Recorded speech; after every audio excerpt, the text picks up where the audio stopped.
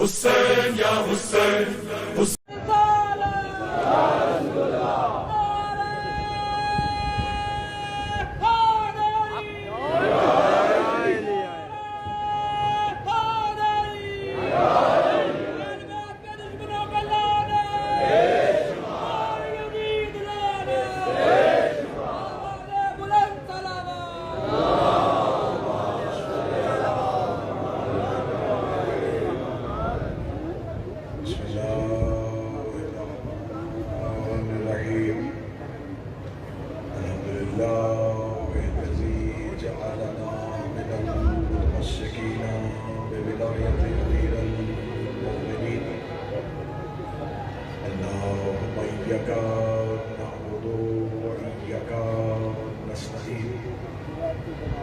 الصلاة والسلام تحية الإكرام على أشرف الأنبياء والمرسلين وأولاده الطيبين الطاهرين المعصومين ثم الصلاة والسلام على الصديقة المباركة الرازية المرزية عالمة خير معلمة بنت القلم والنون وسر بين الكاف والنون ودليل إرادة كن فيكون وكتابة مكنون آية الله العظمى وزوجة آية الله الكبرى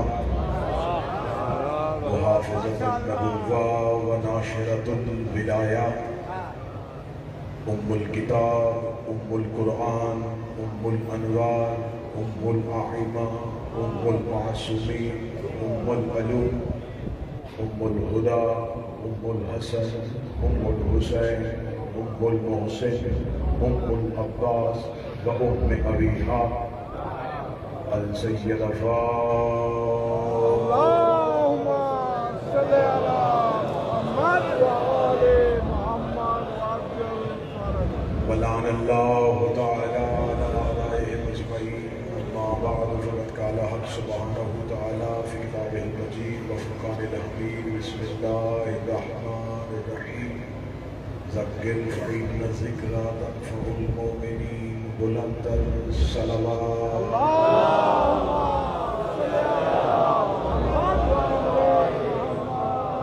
مومنین کی بارگاہ میں گزارش ہے اگر تھوڑا سا اپنی جگہ سے تھوڑا سا بھی آپ حرکت کریں گے تو کسی مومن کے بیٹھنے کی جگہ مل جائے گی. درود پڑھتے ہوئے تھوڑا تھوڑا آگے تشریف لیں.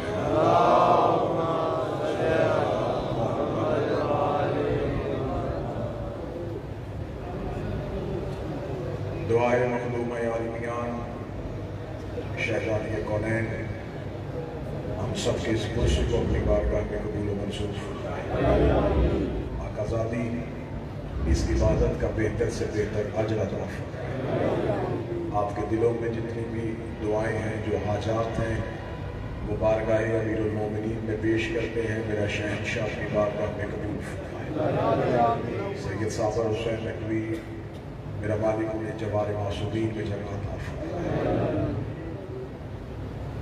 کاروان عزاداری سید علی رضا کاکے شاہ سید احمد نقوی سید عمران شنازی میاں اعظم عباس شیخ بعید یہ جتنے احباب اس عزا کی صف کو سجائے ہوئے ہیں میرا مالک تمام کی توفیقات میں اضافہ فرمائے. اجازت ہے گفتگو شروع کی جا سکتی ہے. سلسلہ گفتگو پہلی مجلس جو ہم نے کربلا معلیٰ سے آغاز کیا موضوع ہے قتل حسین کی وجوہات وہ کون سے محرکات تھے جس کی بنیاد پہ رسول کے بیٹے کو شہید کیا. کل کی مجلس میں نے آپ کے سامنے اپنے کامیابی کے اعتراف اور باب علم سے مانگی خیرات پہ اعتماد کے ساتھ یہ گزارش کی تھی کہ انکار بیعت ہی صرف قتل کی وجہ نہیں. انکار بیعت ایک وجہ ہے لیکن مکمل وجہ نہیں. وجوہات اور دشمنی ان دونوں خاندانوں میں پرانی تھی. لیکن آج افسوس اس بات کا ہے کہ نبی کا کلمہ پڑھنے والے مختلف مسلک اور فرقے سے تعلق رکھنے والے ان میں سے ایک ہی فرقہ اس قتل پہ احتجاج کیوں کر رہا ہے. باقی جتنے بھی فرقے ہیں وہ سارے فرقے کہتے ہیں کہ ہمارے نزدیک بھی امام حسین علیہ السلام نبی کے بیٹے ہیں. وہ یہ بھی مانتے ہیں کہ یہ واقعہ کربلا من گھڑت نہیں، یہ ہوا ہے. وہ یہ بھی مانتے ہیں کہ قاتل یزید ہے. لیکن اس قتل پہ صرف ایک فرقہ اور ایک ہی مسلک ہر سال احتجاج کیوں کرتے ہیں.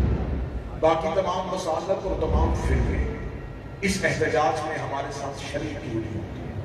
ان کی مجبوری اگر ماتم ہے تو ہم اپنی ہر مجلس میں کہتے ہیں کہ آپ ماتم نہ کریں لیکن احتجاج میں شریک.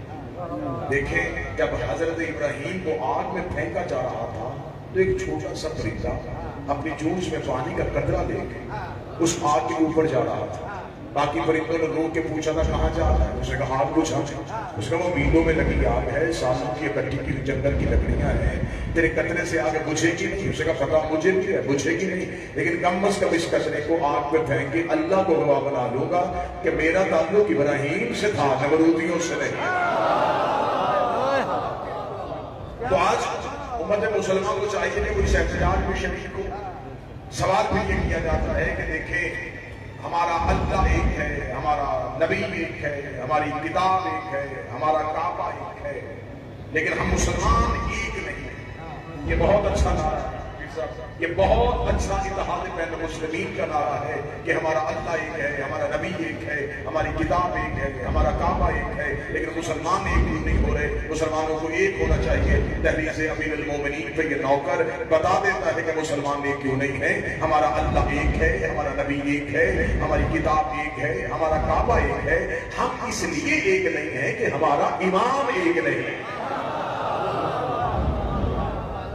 جس نے نبی کے بعد جسے معتبر سمجھا اس سے دین. ہمیں اس سے کوئی اختلاف نہیں ہے کہ آپ جس سے دین لینا چاہیں آپ اس سے دین لیں. لیکن میں نے کل کی مجلس میں بھی کہا تھا کہ جب پہلی ہی اینٹ ٹیڑھی ہو گئی تو پھر اب پوری کی پوری دیوار ٹیڑھی جائے. رسول کے بعد مثال کے بعد نے اپنی زندگی میں خم غدیر میں جب 1.25 لاکھ حاجیوں کی موجودگی میں یہ اعلان کر کے بتا دیا تھا کہ میرے بعد علی مولا ہے، اور 1.25 لاکھ مسلمان صحابہ نے علی کے ہاتھ میں بیعت کی تھی. پھر اب ہمارے سامنے مسلمانوں کے 2 ہی نظریے ہیں، ایک امامت ہے، ایک خلافت ہے. کچھ لوگ امامت کے ماننے والے ہیں، کچھ لوگ خلافت کے ماننے والے ہیں. کچھ کہتے نبی کے بعد امامت کو ماننا ہے، کچھ کہتے نبی کے بعد خلافت کو ماننا ہے. میں نجف میں بیٹھ کے بتا دیتا ہوں کہ امامت کیا ہے، خلافت کیا ہے. نبی کے جانے کے بعد نہیں، نبی کی زندگی میں خم غدیر میں 1.25 لاکھ حاجیوں کی موجودگی میں ایک اعلان ہوا تھا. وہ اعلان امامت کا ہوا تھا، وہ اعلان ولایت کا ہوا تھا، وہ اعلان مولا علی کی مولائیت کا ہوا تھا. 1.25 لاکھ مسلمانوں نے مولا امیر المومنین کے ہاتھ میں بیعت کرنی تھی. لیکن خلافت کا آغاز نبی کی زندگی سے نہیں ہو رہا.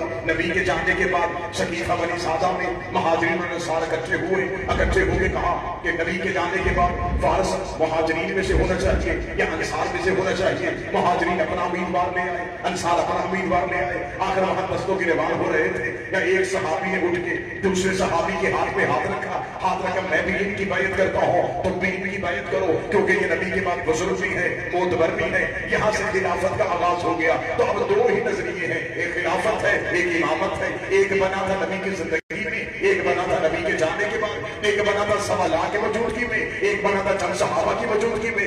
ایک ہاتھ نبی نے بلند کیا تھا، ایک ہاتھ صحابی نے بلند کیا تھا. اب مسلمان صرف ہمیں اتنا بتائے کہ قرآن میں اطاعت نبی کی واجب ہے یا صحابی کی واجب ہے. اگر تو قرآن رسول کی واجب ہے تو میں رسول کا بنایا ہوا ماننا.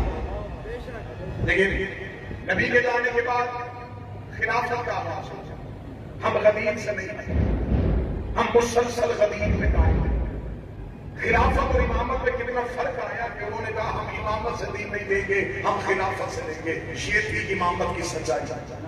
جنہوں نے نبی کے جانے کے بعد امامت کو معتبر نہیں سمجھا ان کو بھی پھر خلافت کے بعد امام بنانے پڑے. میں لفظ پھر دوہرانے لگا. میں امامت والوں کی بات نہیں کر رہا، جنہوں نے نبی کے بعد دین خلافت سے انہوں نے بھی خلیفہ تو بنائے، لیکن پھر انہیں خلیفہ کے علاوہ امام بھی بنا لیتے ہیں، فقہ کا امام، تفسیر کا امام، حدیث کا امام۔ آج پورے دنیا میں جتنے مسلمان آباد ہیں ان میں سے ہر ایک امام کی فقہ پہ عمل کرتا ہے۔ میں بڑی عزت کے ساتھ نام لے لوں گا، امام حنبل کی فقہ پہ عمل کیا جاتا ہے، امام شافعی کی فقہ پہ عمل کیا جاتا ہے، ابو حنیفہ کی فقہ پہ عمل کیا جاتا ہے، امام صادق کی فقہ پہ عمل کیا جاتا ہے۔ اب میرا سوال ہے امت مسلمان سے، جو فقہ کا پہلا امام تھا ابو حنیفہ، یہ آیا ہے چھٹے امام کے دور میں۔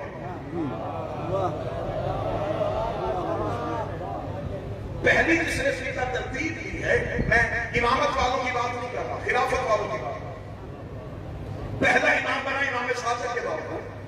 اب میرا سوال ہے جو ہم سے سوال کرتے ہیں کہ آپ نے یہ کہاں سے لیا، یہ کہاں سے لیا، یہ کہاں سے لیا، میں پوچھتا ہوں کہ پہلے تمہارے امام کے آنے تک تم کس کی فقہ پہ عمل کرتے تھے؟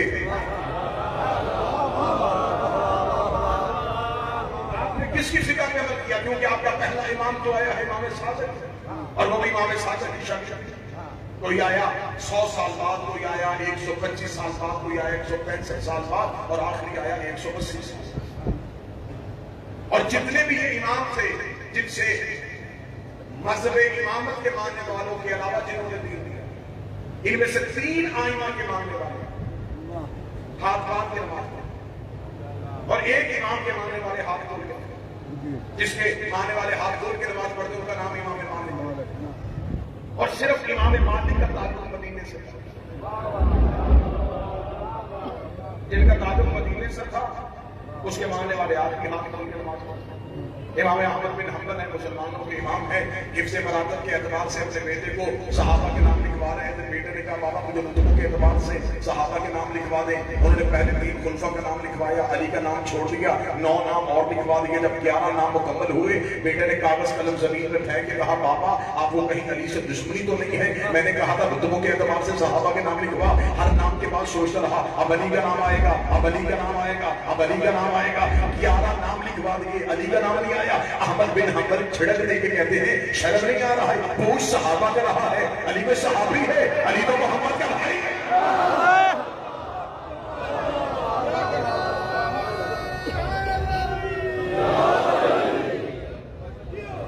پہلے 2 دور خلافت کے گزرے، کل سے جہاں گفتگو چھوڑی تھی وہیں سے آگے بڑھے گی۔ محرکات، قتل حسین کی وجوہات، اس قتل کی دشمنی کہاں سے چلی؟ میں نے کل کی سب تمہیدی مجلس میں کہا تھا یہ قتل، یہ دشمنی صرف یزید اور حسین کی نہیں، یزید کے باپ اور حسین کے باپ میں بھی تھی، یزید کے دادا اور حسین کے دادا میں بھی تھی۔ کتاب میں ایک واقعہ لکھا ہے جسے اہل سنت طبقات ابن سعد نے، ابو الفدا نے، طبری نے، ابن خلدون نے، سب نے لکھا جب رسول مکہ فتح کرنے کے لیے پہنچے تو رسالت سے بعد نے مکہ کے باہر پڑا ہوگا، ساری رات رسول مکہ کے باہر رہے تاکہ مکہ کے لوگوں کی نیند خراب نہ ہو اور صبح کو امن سے مکہ میں داخل ہو۔ جب رسالت سے بعد کا لشکر مکہ کے باہر کھڑا تھا تو کتابیں کہتے ہیں کہ 2 مکہ کے سردار مکہ کی پہاڑی پہ کھڑے تھے، ایک کا نام ابو سفیان، ایک کا نام عباس ابن عبد المطلب۔ قتل حسین کی وجہ پڑے ابو سفیان اور عباس ابن عبد المطلب، ایک یزید کا دادا اور ایک حضرت عبد المطلب کا بیٹا، رسول اور علی کا چچا۔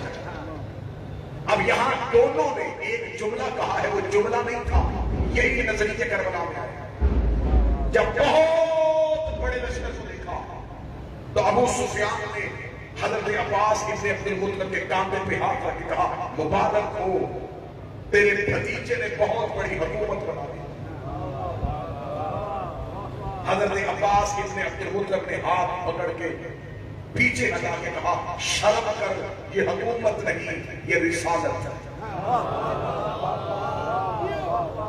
2 طرح کے نظریات نے جنم لے لیا، ایک وہ جنہوں نے نبوت کو حکومت سمجھا، جس نے نبوت کو حکومت سمجھا اسی سے صبح کلمہ پڑھا اور یہ مسلمان ہو کے اسلام کے دامن میں۔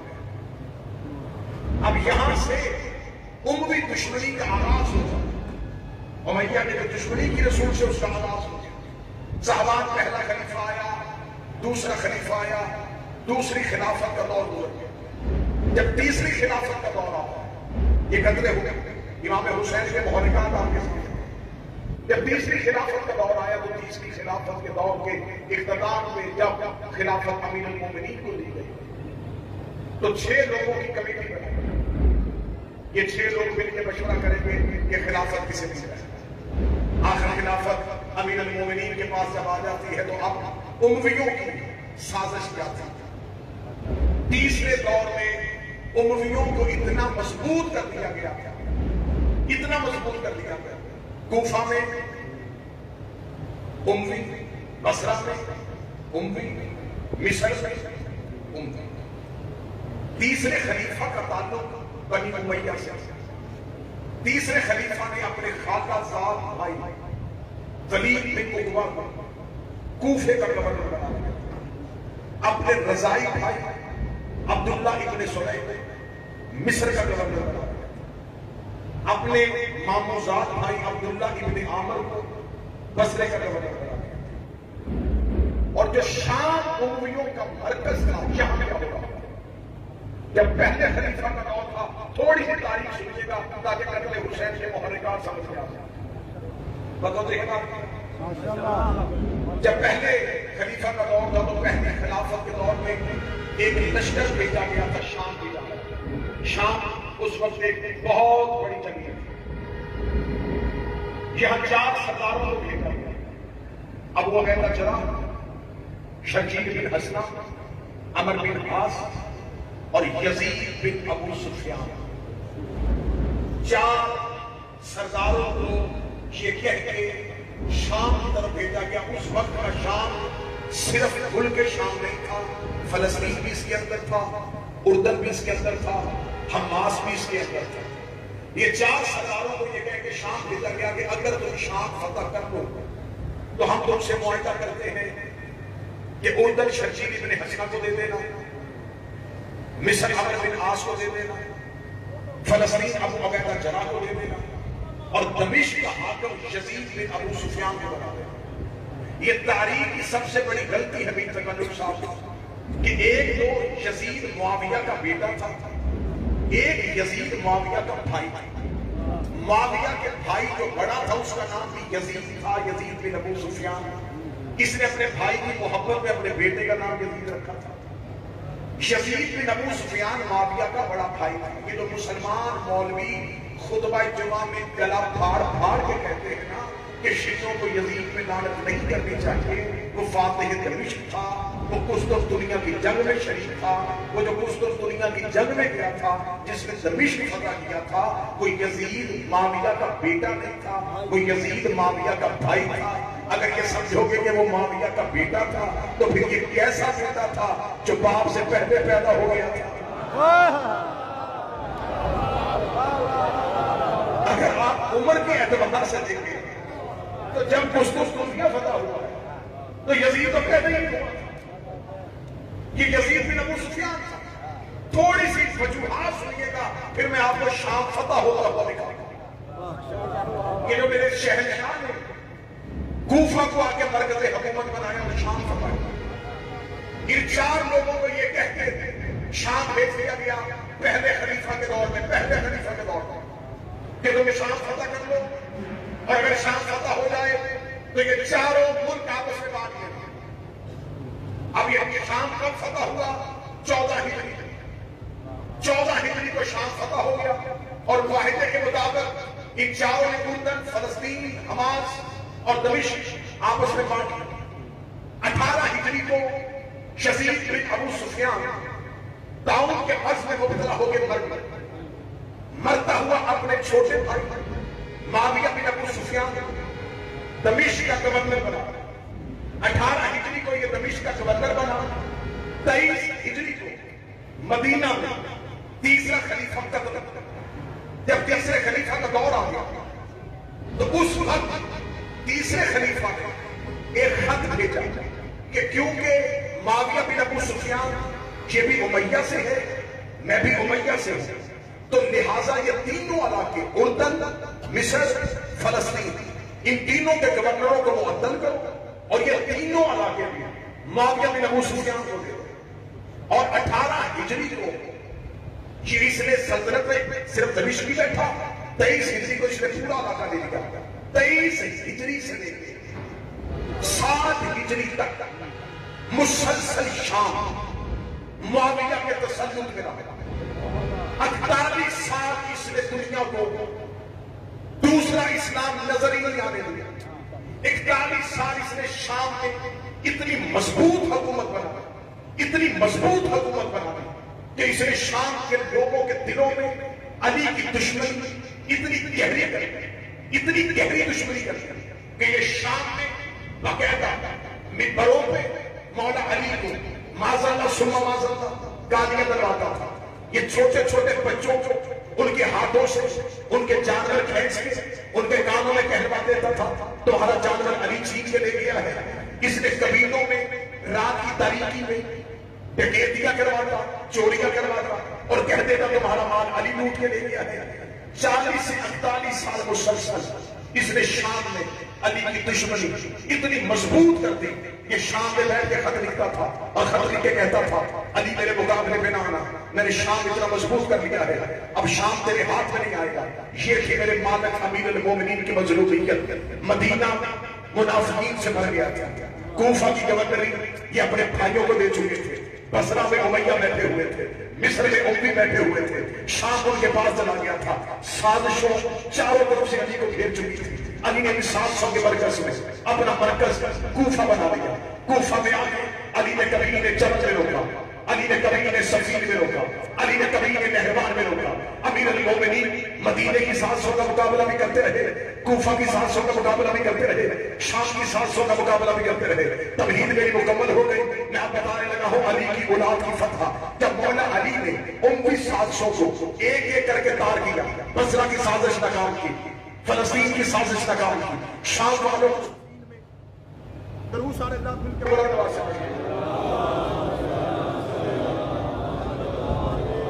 متوجہ ہے بھائی؟ قتل حسین کی وجہ پڑھنا، امیر المومنین نے امیر المومنین نے اکیلے بیٹھے اکیلے کوفہ، اور کوئی نہ سمجھے کہ سارا کوفہ بے وفا تھا، 4 سال ساتھی تھے علی۔ جب ہماری جمل میں گئے صرف 1000 لوگ مدینے سے آئے تھے، 60,000 اصحاب علی کے ساتھ کوفہ سے گئے۔ سفیر میں مولا علی کے ساتھ کوفہ کے بندے تھے، سارا کوفہ بے وفا نہیں تھا۔ میں آگے مجھے سن بتاؤں گا کہ کوفہ میں کیسے کیسے لوگوں کو آباد کر کے کوفہ کو بدنام کیا گیا تھا، اور وہ جو خط امام حسین کو لکھوائے تھے وہ کس کس کے خط تھے، جو آج تک ہم شیعوں کے کھاتے ڈالے جا رہے ہیں کہ شیعوں نے حسین کو کوفہ سے خط لکھے تھے۔ وہ شیعہ نے علی نہیں تھے، وہ شیعہ نے معاویہ تھے، جنہوں نے شیعہ علی کے لبادے میں آتے امام حسین علیہ السلام کو خط لکھے۔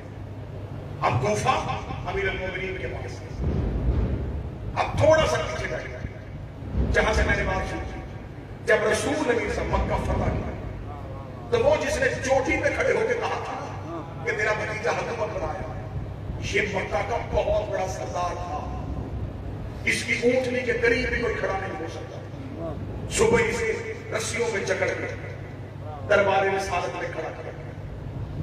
کون ابو سفیان جس نے رسول سے بچوں کو، مکہ کے بچوں سے رسول کو پتھر مارا، اذیتیں کرے، آج یہ کانپتے ہوئے بدن میں دربار رسالت میں کھڑا کہ آج محمد مجھ سے کیا بدلہ لے گا، لیکن رحمت للعالمین کی نظر اٹھی، اس کا کانپتا ہوا بدن دیکھا۔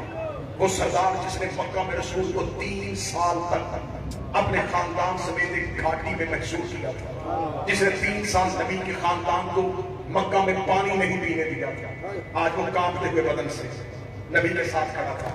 اب کائنات کی نگاہیں دیکھ رہی تھی، ضرور بدلہ ہوگا، ضرور قتل ہوگا۔ رحمت کی نظر اٹھی، رسول نے ایک دفعہ اسے سر سے لے کے یوں کانپتے ہوئے بدن کو دیکھا، رسالت نے اپنے چہرہ پھیر کر جا میں نے تجھے آزاد کیا۔ لفظ سننا نتیجہ جب بالکل پہنچے گا تو آپ سمجھیں گے کہ یہ تبلیغ کتنی ضروری تھی۔ مثال کے معاملے کہا 4 میں نے مجھے، اب یہ نہ سمجھیے گا یہ آزادی تھی کہ اس کے لیے موت تھی. وہ ساری زندگی کہتا رہا کاش اس دن محمد مجھے قتل کر دے. یہ میرے چہرے میں بہت بڑا تماچا تھا کہ مجھے عبداللہ کے بیٹے نے، ابو طالب کے بیٹے نے ہمت میں بیٹھ کے کیا میں نے تجھے آزاد کیا. پھر یہ مکے کی جس گلی سے گزرتا لوگ چہرہ پھیر کے کہتے اسے محمد نے آزاد کیا.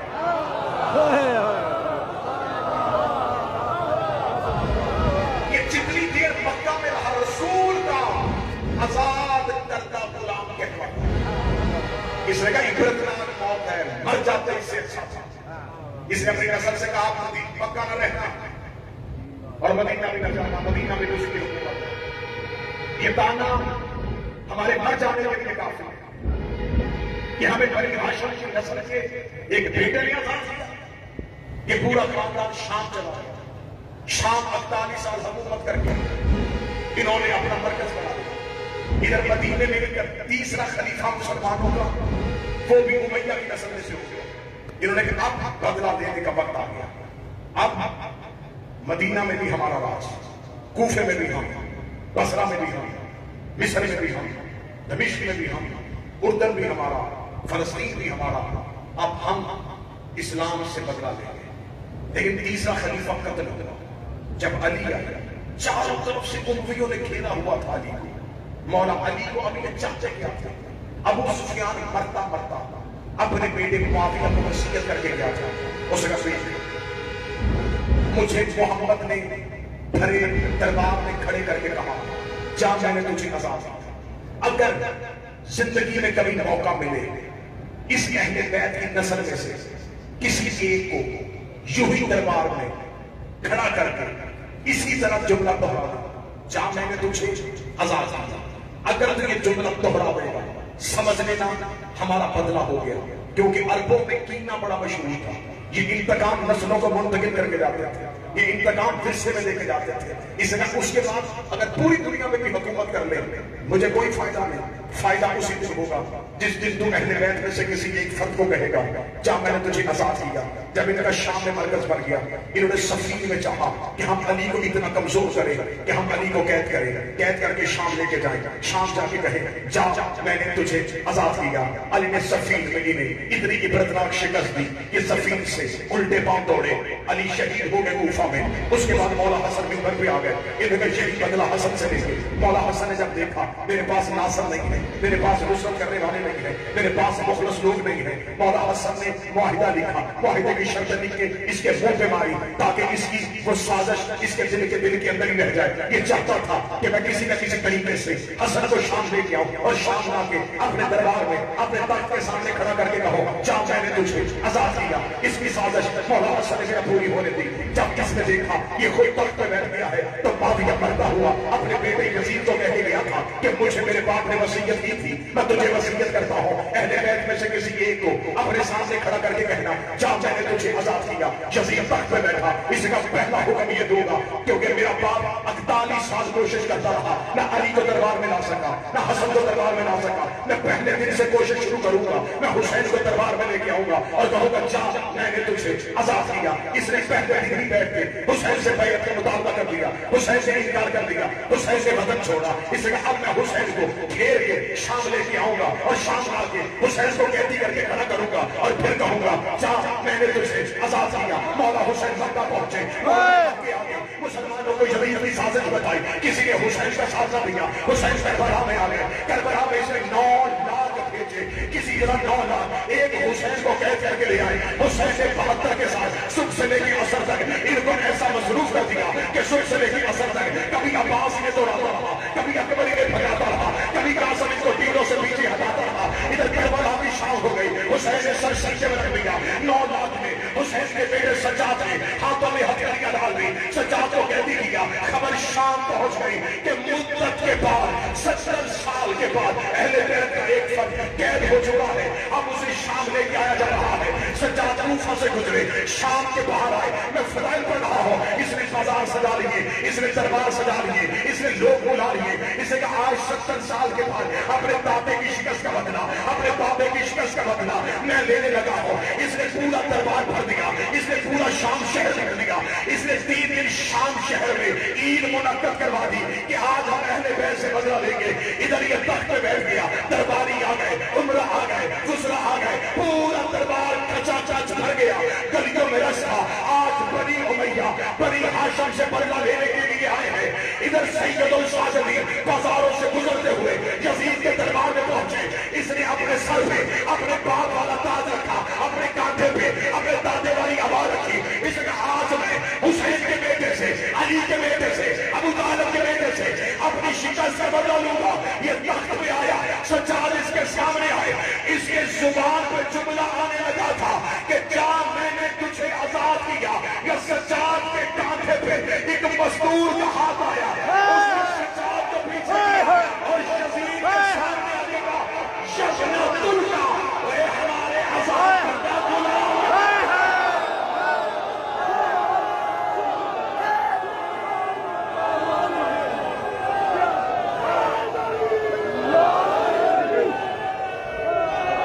یہ ابھی کہنے لگا تھا، فضائل سے جملہ میر صاحب اس کے جگر سے نکل کے اس کی زبان پہ آنے لگا تھا. یہ کہنے لگا تھا جا علی بن الحسین میں نے تجھے آزاد کیا. فاتح شام شہزادی نے سجاد کے کانٹے سے ہاتھ ہٹایا اور علی کے لہجے میں بول گئی شبنا تلقا، اے ہمارے آزاد کردہ غلام کے بیٹے. اتنا جملہ کہنا تھا، یزید کے چہرے پہ موت کی پسینہ آیا. بی بی نے کہا اب بول کے بتا، تو نے ہمیں آزاد کیا تھا یا ہم نے؟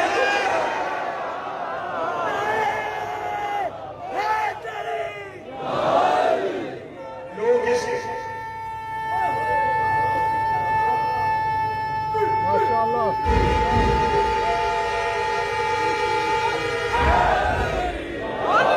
لوگ اس کے درباری اس کے وزیر اس کے مشیر اس کے کتنے سال حکومت کی؟ 70 سال. کیسے بلایا علی کی بیٹی؟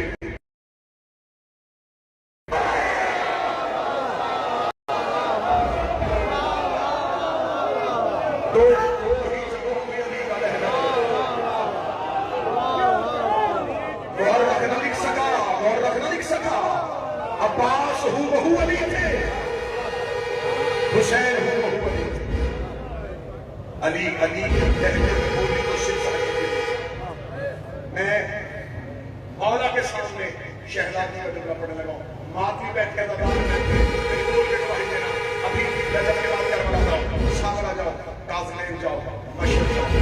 جو ابھی وہ میرے سامنے نظر آتا ہے. یا مولا امیر کے گنبد پہ تاج ہے، یا شام میں شہزادی کے گنبد پہ تاج. آئے آئے آئے تاج ہوتا ہے حکمرانوں کے سر پہ. کوفہ باپ نے فتح کیا، شام بیٹی نے فتح کیا. کوفہ میں صرف منافق تھے، شام بدماشوں کا شہر تھا، شام کمینوں کا شہر تھا، شام شرابیوں کا شہر تھا. تب تک نہیں اٹھی جب تک زمانے کو بتایا نہیں حسین نمازی تھا.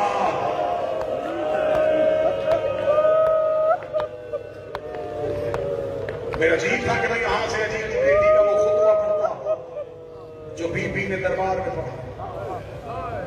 زندگی باقی انشاءاللہ کل کے مجلس میں شہزادی کا وہ خطبہ پڑھوں گا جو بی بی نے دربار میں پڑھا اور کیا تعارف کروایا کہ ہم کون ہیں اور تم کون. کوفہ میں علی سے بے وفائی کس نے کی؟ یہ کل کے مجلس میں ادھار مالک سید علی رضا کاکڑ شاہ صاحب کی توفیقات میں موجود. یہ بہترین کاروان اسی طریقے سے انشاءاللہ یہ عزاداری 5 محرم سے مکارم العباس ہوٹل کے سامنے شاہراہ میں ہم علی کی بیٹیوں کا ماتم کریں گے، حسین کی بہنوں کا ماتم کریں گے. دور دراز سے بہنیں بیٹیاں جو لے کے آئے ہو، زمانے کو بتانے کے لیے آئے ہو کہ انہی شہروں میں سے گزاری گئی تھی علی کی بیٹیاں. مدینہ سے چلی تو بدول تھی، مکہ میں آئی تو جانشین رسول بن گئی.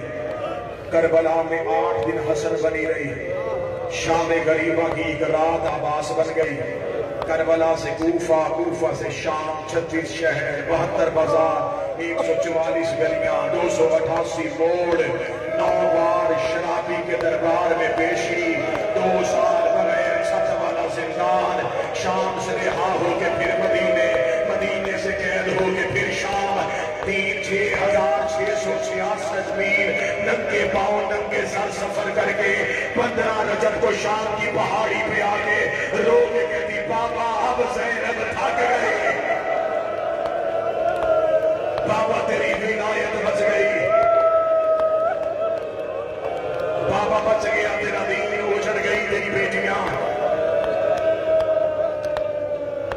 رو رہے ہو علی کے سامنے، علی کی اس بیٹی کا پرسا جو بابے کے سامنے جی بھر کے کبھی بولی نہ تھی، جس 21 رمضان کی صبح علی نے صرف چند آیتیں پڑھنے دی تھی، چند آیتوں کے بعد علی نے کہا تھا عالیہ میں نے تیرا لہجہ سن لیا، اب مجھے یقین ہو گیا تو شام کے بازاروں میں خطبے پڑھ لے گی۔ علی نے اتنا جملہ کہا تھا کہ بیٹی نے باپ کے زخمی سینے پہ سر رکھ کے کہا تھا بابا تو نے تو مجھ سے آیتیں سن لی، اب مجھے آنکھیں کھول کے بتا کڑیاں کیسے پہنتے ہیں، بازاروں میں کیسے چلتے ہیں۔ 10 محرم کو جب عباس اجازت لینے کے لیے عالیہ کے خیمے میں آیا تھا، عالیہ نے 3 بار رو کے کہا صدقتا امیر المومنین، صدقتا امیر المومنین، صدقتا امیر المومنین، سچ کہا تھا میرے بابا علی نے، حق کہا تھا میرے بابا علی نے، صحیح کہا تھا میرے بابا علی نے۔ عباس رو کے کہتے عالیہ کیا کہا تھا بابا علی نے؟ رو کے کہتے 21 رمضان کو مجھے کہا تھا تو شام کے مزاروں میں خطبے پڑھ لے گی، عباس جب تو میرے ہاتھوں میں جوان ہو رہا تھا میں روز تیری چڑھتی جوانی دیکھتی تھی اور روز سوچتی تھی جس کا عباس جیسا بھائی ہو اسے بازاروں میں کون لے کے جائے گا، جس کا عباس جیسا بھائی ہو اس کی سر کی چادر کون چھینے گا۔ آج عباس تو مکتب میں جا رہا ہے، عباس مجھے یقین ہو گیا اب بغیر چادر کے حوصلہ حوصلہ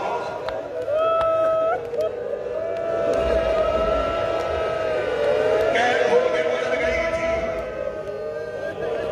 بابا کے شہر کے قریب سے علی کی بیٹی، کتنا فاصلہ ہے کہاں سے کوفہ، سائرین پیدل بھی چلے جاتے ہیں، 10 سے 12 منٹ کی مسافت ہے۔ یہ تھی بابا کی قبر اور بغیر چادر کے گزر رہی تھی کوفہ سے۔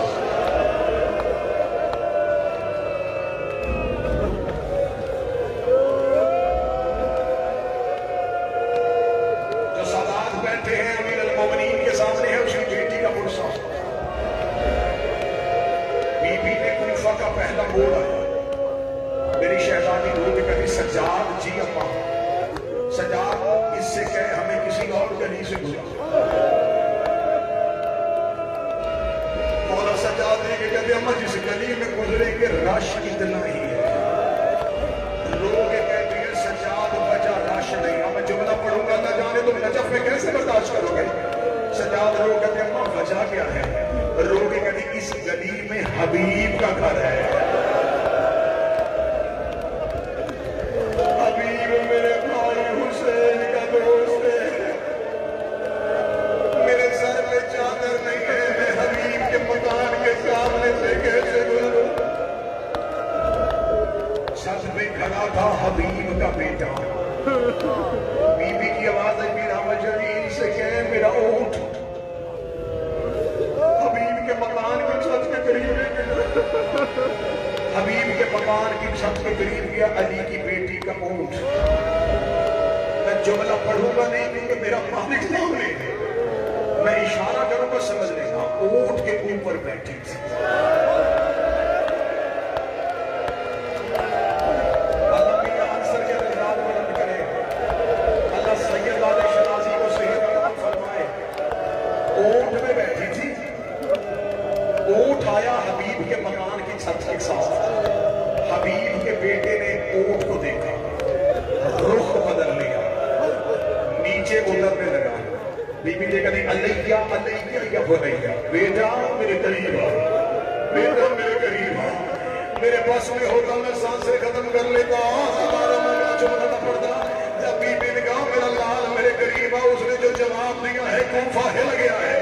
یہ دیکھ کے کہا بی بی میں نے پہلی بار کوئی مزدور قیدی دیکھی ہے، میں نے آج تک کوفے میں مردوں کے ہاتھ بندھے ہوئے دیکھے ہیں۔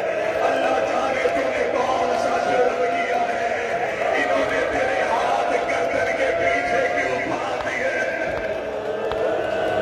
حوصلہ حوصلہ، بی بی میں نے پہلی بار کوئی مزدور قیدی دیکھی ہے، چہرہ نہیں کیا، چہرہ دوسری طرف تھا۔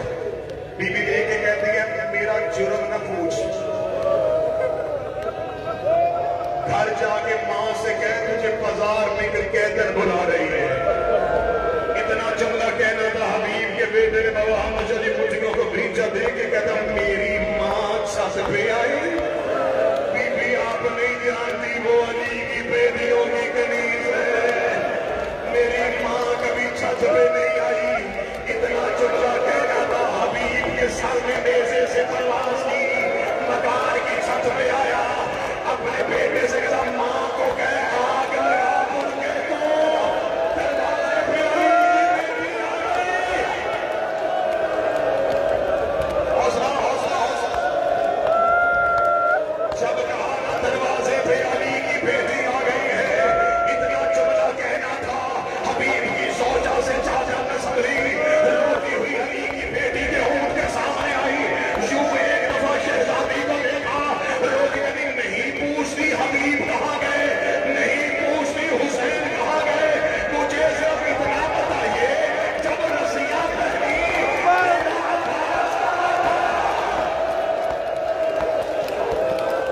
حوصلہ حوصلہ، وہ عباس کہاں تھا جس کے سہارے تھے تجھے؟ عالیہ کی آواز آئی وہ گھوڑے کی گردن میں ہے۔ میرے عباس کو گلا نہ لینا، 4 سے 5 منٹ اور ماتم کرنا، صدا علی کے حرم میں پہنچے، قبر میں میرے شہنشاہ کو پتا چلے کوئی بہنیں بیٹیاں لے کے رونے کے لیے آیا ہے۔ کیسے گزری بازار میں علی کے سامنے نہیں پڑھ سکتا، کیسے گزری شام۔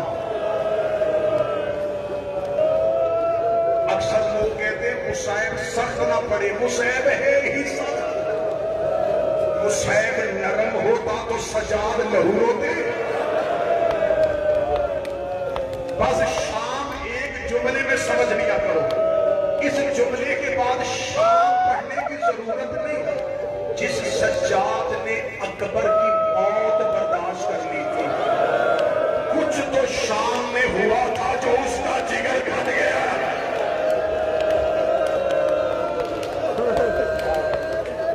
ہم تو آپ کے ڈر سے پڑھ دیتے ہیں پتھروں کی بارش ہوئی تھی، مجھے شہنشاہ کی زردی کی قسم ہے، جس کے ہاتھ میں آگ تھی اس نے آگ پھینکی، جس کے ہاتھ میں ابل کا پانی تھا اس نے پھینکا۔ سجاد کہتے جب بازار شام عبور کیا، دیوار کے ساتھ کھڑی تھی علی کی بیٹیاں، میں پہچان ہی نہیں سکا ان میں اکبر کی ماں کون ہے، ان میں اصغر کی ماں۔ آخری 2 منٹ، آخری 2 منٹ، کل وعدہ کیا تھا میں نے ممبر سے، کل پڑھا تھا میں نے علی کی بیٹی کا مدینے سے نکلنا، میں نے وعدہ کیا تھا کہ کل پڑھوں گا علی کی بیٹی کا مدینے اترنا، کل پڑھا تھا بیوی گئی بھائیوں کا چوپٹ، عباس کا پہرا، اکبر و قاسم کا سہارا۔ اب جب واپس پلٹی ہے، اکثر ذاکرین میر تقرب بھائی پڑھتے ہیں کہ بی بی نے پوچھا سجاد کے کون سا شہر ہے؟ عالمہ غیر معلمہ ہے، یہ نہیں پوچھا کہ کون سا شہر ہے۔ بی بی نے پوچھا سجاد یہ مدینہ ہے؟ ہاں ہاں مدینہ ہے۔ رو کے کہتی پہلی بار باہر سے دیکھا ہے، اس جملے میں بھی پہاڑ تھا اگر کوئی سمجھ میں 28 رجب کو گئی تھی تو عباس کے پہرے میں گئی تھی. اب میں حالت نہیں پڑھ سکتا. آدمی ازادار ہو, تم نے بھی کربلا کا سفر کرنا ہے. بس اشارہ دوں گا, اشارہ سمجھ لیتے. بی بی دیکھ کہتی سجاد مجھے بتائیے نانا کی قبر کہاں ہے. اما وہ سامنے ہے قبر رسول. جملہ پڑھوں گا, اشارہ سمجھ لیتے. اللہ زبان میں تصویر عطا فرمائے.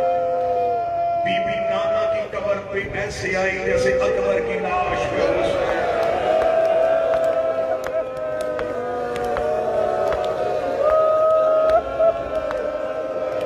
سر سے لے کے پاؤں تک زخمی تھی آیت کبریٰ. بی بی نے نانا کی قبر پہ آگے ایک لوہا پڑا جو صاحب بہار میں لکھا. اس لوہے کی پہلی 4 سطریں پڑھ گئے. بی بی نے آگے آپ شاعر ہے مولا قلم میں اور زیادہ اثر عطا فرمائے. بی بی روضہ رسول کے دروازے پہ آگے بی بی نے پہلا جملہ کہا. بی بی لوگ کہتی نانا ایک بار قبر سے نکل کے پہچان میں وہی زینب ہوں.